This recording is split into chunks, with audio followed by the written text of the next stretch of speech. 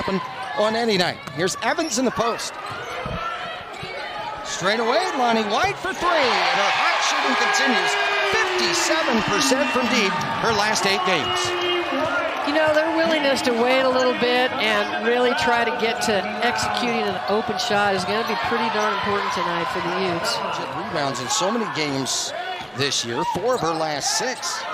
Averaging 11 a game during that time. Kyra Evans swoops through to make it 5-2. Well, that's a good start for Utah in the post. As I would have guessed, I think Baylor will let Utah play one-on-one in the post. They're not going to overhelp and let Utah play in-out to that three-point shot. And they need to make them play over the top of their defense tonight. Disrupt Utah defensively for Baylor. That's just the name of the game for them. Van Geitenbeek to posting up Little Paige Bugs. Works hard in the paint against Walker. Scores it over the top and one. That should be a lot easier on me tonight. You can call her Bugs. She's good by that name. Well, there's such a mismatch there size-wise. 10 straight games. And they've won it by an average of 13 a game during that time. Over 10 a game during Big 12 play. Lonnie White to the rack ends the scoring drought.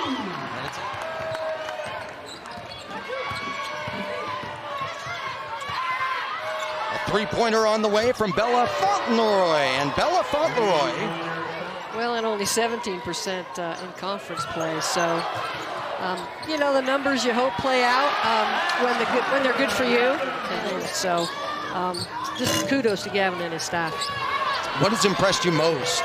Van Geitenbeek fires a three and hits. And Geitenbeek. Step on that court, they have to be intense with every movement and every possession as well. Slipped inside from Little Paige Bugs down to Kyla Abraham. Evelina Otto going to work in the paint. Knocked away and out of bounds. Bella Fauntleroy. Eugene Dunn just came into the game. Bumps are not fouls tonight, Coach. Grace Foster for three, and she picks up right where she left off back on Saturday. One of the reasons they've been successful on the road in Kansas was the play of Grace Foster. And there you saw L.A. Snead understand, you know, Otto just still has to learn what it's going to take to score against bigger players in this league. She's a freshman, and she has that lesson to still learn. Dunn hits the jump shot. She was the definition of timely playmaking in their wins last week. Well, she is, and they run. When she steps on the floor, they run offense to her to get her shots. That's how capable she is. It's a sweet little jump shot that she's got.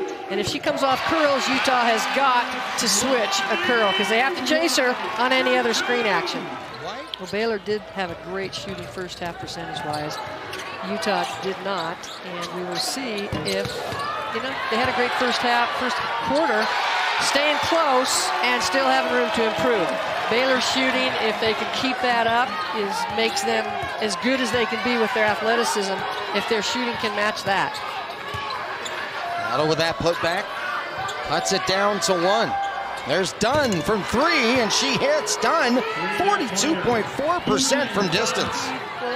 Rim attack, and if she could gather at the end and give herself some options, and she might get to the free throw line. Evans muscles it up and in. Utah cuts it to two. Now they've ended that 6+ minute scoring drought, but if your coach calling, you have to like that your team still stays tough in all those other areas, even if scoring isn't going on. Well, absolutely. You know, this lineup matchup right now is really interesting to me.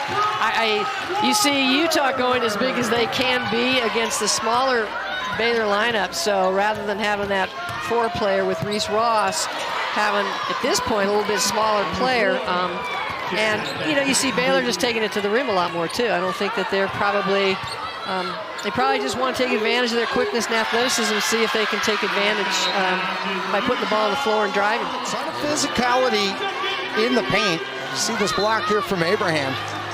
You just can't present the ball to shot blockers that are sliding along. Snead goes over the top of it, cut off by Evans. And Geitenbeek throws back out to Scott. Clock down to 2. Scott backing up, White all over, fires a long one and hits it. She missed her previous 8 shots. Scott, the National Player of the Week at the beginning of the month for reasons like this.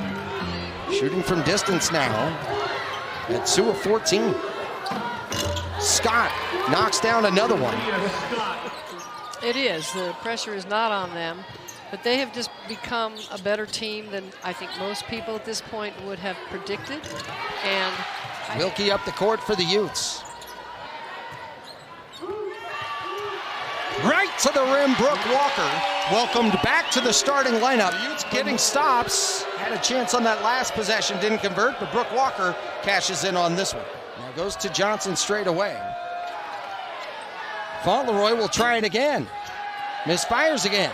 The O-board back up and in by Little Paige Boggs, the two-time all-conference star from the...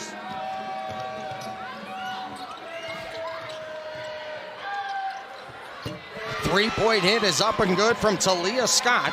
It's just a timeout possession to kind of keep that timeout special from happening from Utah, or if that is something that they're going to stay in. Bella Fauntleroy, another three-pointer, her second of the night. She has 8 points, and the biggest lead is now out to 15. Well, it is hard to look at numbers and have somebody just obliterate her own questionable numbers at the game against Duke. She just, that's how you get it done. This one's too far. Johnson grabs the board. They reset the shot clock.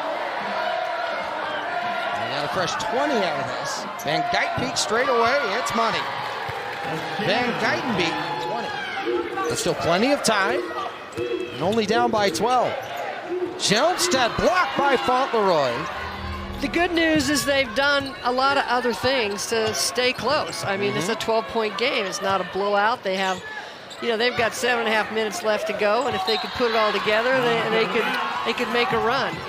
Van Guytenbeek and Baylor offensively back to work. Dunn, the jumper's good, and this has been the theme for Eugene Dung, the timely playmaking.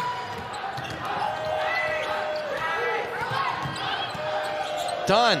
Off the curl, hits another one. Well, again, Dung. There you have it. Shot clock at 5. Dunn has had the answer late in the clock many times. Stick gives it off, and Kayla Nelms scores it. Nelms had some key fourth quarter buckets in that comeback in Stillwater. Had 8 points in the fourth quarter of that dramatic victory. Well, that's all set up by the play of Dunn. She's just a sweet one. I could watch her play. Talia Scott with 13 tonight. Gives it off. Little Paige Boggs.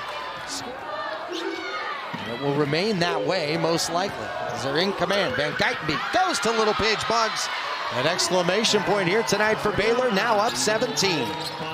I'm into the Huntsman Center tonight.